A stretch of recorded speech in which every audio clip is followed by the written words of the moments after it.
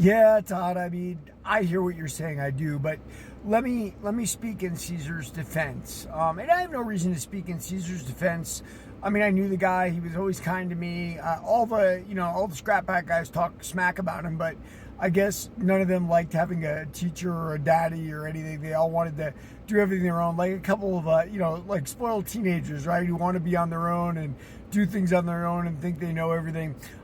Look, in fairness to what you're saying, Northern California has a very city vibe to it, right? San Francisco, Oakland, and those are cities, right? Like, they're not like LA or San Diego, which for the most part, for a long time, were like spread out suburbs, the tiny city center that didn't really mean anything. I mean, urban culture in San Francisco and Oakland is very important. And we used to have this joke, right?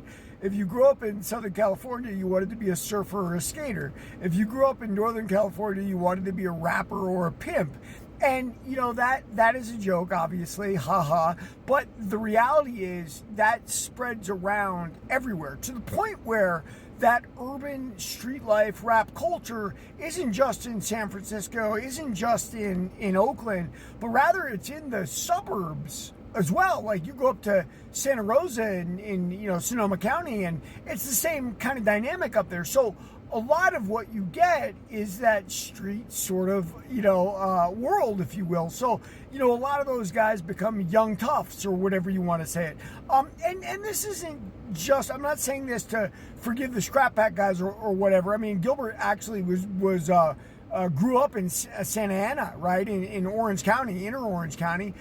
So he should have a lot of that in him. But those guys all met at San Francisco State, wrestling or whatever. So, and then they all ended up at Cesar Gracie's, and by and large, and what did they get? Nick and Nate Diaz, who were, Stockton is a very rural town, but like I said, Stockton takes its step from Oakland, San Francisco, and of course Sacramento, right? Like, that's where they get their underculture from. So a lot of what you're talking about is almost like a chic way to present yourself. Now, I've often said on here, listen, you're not fooling me. I've lived both sides of the life. I've lived the fight life, and I've lived the criminal life.